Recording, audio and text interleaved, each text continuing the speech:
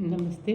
कल हमने हठ योग प्रदीपिका के काल के बारे में कि 15वीं शताब्दी में इसकी रचना हुई थी। फिर उनके रचयिता के बारे में कि स्वात्माराम जी सूरी ने इसकी रचना की थी और आदिनाथ इस हठ विद्या के आदि गुरु हैं और उनसे मत्स्येंद्रनाथ गोरक्षनाथ को ये ज्ञान प्राप्त हुआ और फिर स्वात्माराम जी को उनके कृपा से ये ज्ञान प्राप्त हुआ।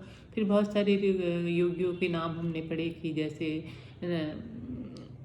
मत्स्येंद्रनाथ गोरक्षनाथ, सिद्धिबुद्धश्च, सिद्धिपादश्च, चरपटी, कान्हेरी, नित्यनाथ, निरंजन, अल्लामा प्रभुदेवश्च, घोड़ाचोटी, टिप्पणी, इस तरह अलग सारे योगियों के नाम हमने पढ़े। और हमने पढ़ा कि कैसा एक स्थान होना चाहिए जहाँ पे बैठ के योगी को अपनी साधना करनी चाहिए और गुरु के उपदेश के अनुसार उसे अपनी साधना को करना चाहिए और इसे हमें गुप्त रखना चाहिए जिससे कि इसका बल कम नहीं हो। आज हम पढ़ेंगे कि साधक और बाधक तत्वों के बारे में।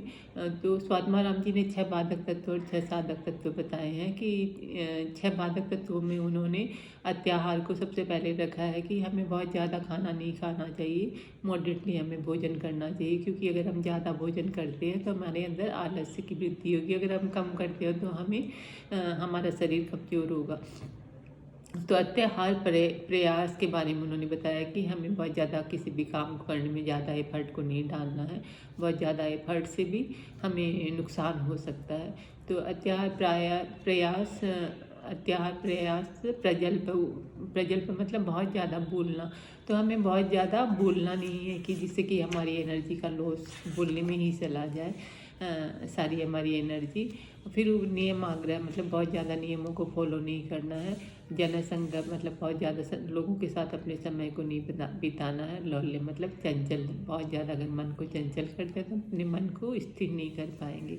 तो इस तरह उन्होंने 6 बाधक तत्वों के बारे में बताया और 6 साधक तत्वों के बारे में बताया है कि जिनको करने से साधक को बहुत फ़ायदा हो सकता है। तो उसमें सबसे पहले उन्होंने रखा कि उत्साह को, कि आपके अंदर किसी भी कार्य को करने के लिए उत्साह का होना सबसे पहले ज़रूरी है।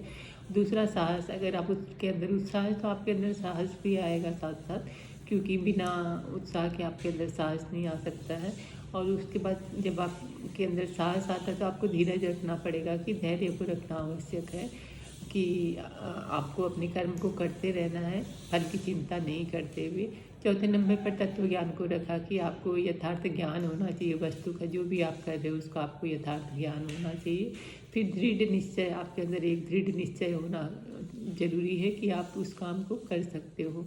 और छठे नंबर पे उन्होंने जनसंग परित्याग के बारे में बताया कि आपको ज़्यादा लोगों के साथ समय को अपना व्यतीत नहीं करना है, क्योंकि अगर आप ज़्यादा लोगों के साथ रहते हो तो अलग अलग लोगों की अलग अलग विचारधाराएँ जो आपकी योग साधना को आपकी योग साधना में आपको भटका सकती है। तो इस तरह उन्होंने 6 साधक तत्वों के बारे में बताया कि उत्साह, साहस और फिर धैर्य, फिर तत्व ज्ञान, फिर दृढ़ निश्चय, फिर जनसंग परित्याग। तो ये 6 बाधक और 6 साधक तत्वों के बारे में उन्होंने बताया। नमस्ते, आज के लिए इतना ही। अगर आप मेरे साथ जुड़ना चाहते हैं तो मेरे YouTube चैनल को सब्सक्राइब करें, लोगों को शेयर करें और आपको कुछ भी अगर डाउट्स है, कुछ जानना चाहते हैं तो आप मुझे कमेंट में लिख कर भेज सकते हैं।